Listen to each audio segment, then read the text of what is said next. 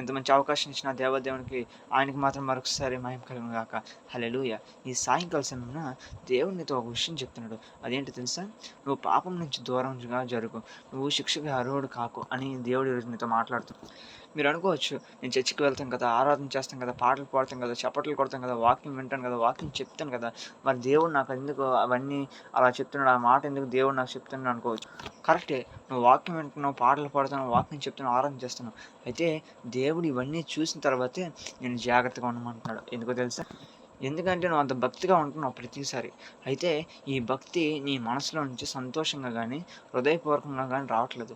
ఏదో రోజు వస్తున్నాను కదా అని చెప్పి మొక్కుబడితో వస్తుంది. ఆ పాటలు పాడడం, వాక్యం చెప్పడం అన్నీ మొక్కుబడిగా చేస్తాం. అందుకే ఈరోజు దేవుడు నీతో అలా మొక్కుబడిగా చేస్తున్నామని ఈరోజు నా యేసే దినం అని చెప్పి సంతోషంగా ఒక్కసారి కూడా దేవుడిని ఆరాధించట్లేదు. మనస్ఫూర్తిగా నా యేసే నా కోసం చనిపోయాడు కదా, ఈ విశ్రాంతి దినం నేను మనస్ఫూర్తిగా ఆరాధిస్తానని చెప్పి ఎవరు అనట్లేదు. అయితే దేవునిలో భక్తిగా ఎదిగిన వారు కొంతమంది నాకు ఈరోజు ఆఫీస్ సెలవిచ్చారు కదా, లేదా నా స్కూల్ సెలవిచ్చారు కదా, నా ఇతర పనుల్లో నాకు సెలవిచ్చారు కదా, ఈరోజు ప్రశాంతంగా నేను బయటకు అలా తిరిగి వస్తాను, ప్రతి వారం చర్చికి ఏం వెళ్తానని చెప్పి కొంతమంది దేవుడి నుంచి దూరంగా వెళ్తుంటారు. అంటే దేవుని విడిచి తిరుగుతుంటారనమాట. మీరు అనుకోవచ్చు, మరి వీరు కదా దేవుని విడిచి బయటకి తిరుగుతూ హ్యాపీగా ఎంజాయ్ చేస్తున్న వారు వీళ్ళు కదా మరి శిక్షకు అర్హులు అవుతారు. దేవుడు మాతో ఎందుకు ఈ విషయం చెప్తున్నాడంటే, సన్నిధికి వచ్చిన వారు కూడా పాపపు ఆలోచనలు ఆలోచిస్తూ ఏదో మొక్కుబడిగా ఏదో కథ విన్నట్టుగా దేవుని వాక్యాన్ని విని దేవుడిని ఏదో మొక్కుబడిగా ఆరాధించి వెళ్ళిపోతున్నారు తప్పితే ఎవరు మనస్ఫూర్తిగా దేవుని ఆరాధించరు. అయితే దేవుని సన్నిధికి వచ్చిన ప్రతి ఒక్కరి గురించి కాదు, దేవుని సన్నిధికి వచ్చిన ప్రతి ఒక్కరు భక్తిగా ఉంటారు. కానీ వారిలో కొంతమంది గురించి దేవుని ఈరోజు మీతో మాట్లాడబోతుంది. ఎందుకంటే ఆ కొంతమంది చర్చికి వచ్చినప్పుడు నుంచి పాటలు పాడి చప్పట్లు కొడతా భక్తిగా ఉంటారు. కానీ దేవుని పట్ల ఏదో మొక్కుబడిగా చేయడం, పాపమైన వస్తువులు దేవుని సన్నిధిలో చూడడం, పాపంతో కూడినవి ఏవైనా దేవుని సన్నిధిలో చూడడం, పాపమైన వస్తువులు దేవుని సన్నిధిలో తీసుకురావడం చేస్తుంటారు.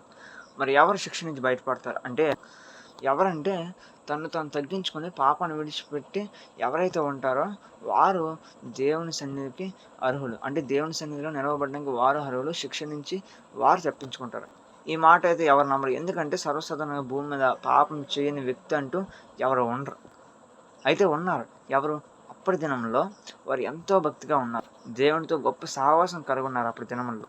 వారందరూ ఇప్పుడు లేరు. వారందరూ ఇప్పుడు నశించిపోయారు. వారు ఇప్పుడు లేరు. భూమి మీద అంతటా పాపమే ఉంది. దేవుడు ఈరోజు చెప్తున్నాడు, నువ్వు పాపం విడిచి నా దగ్గర రా.